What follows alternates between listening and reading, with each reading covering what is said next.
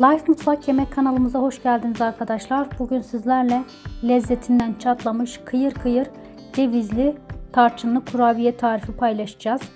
Tarifimize geçmeden önce lezzetli ve farklı tarifler için kanalımıza abone olup bildirimleri açmayı unutmayın arkadaşlar.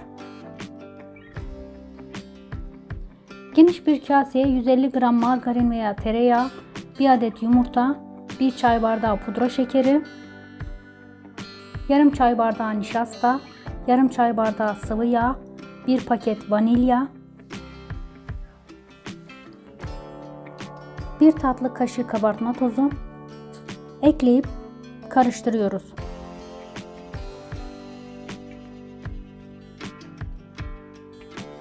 Daha sonra toplamda 3 su bardağı un olacak şekilde unu azar azar ekleyip yoğuruyoruz.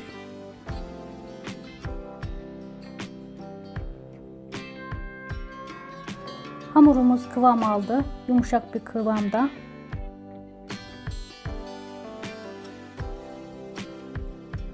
Bir çay bardağı ceviz, 1 çay kaşığı tarçını karıştırıp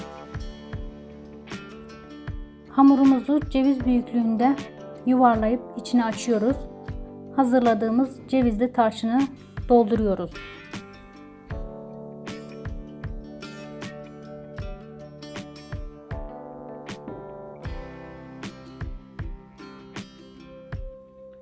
Daha sonra fırın tepsisine düzüyoruz. Önceden ısıtılmış 170 derece fırında 15-20 dakika pişiriyoruz.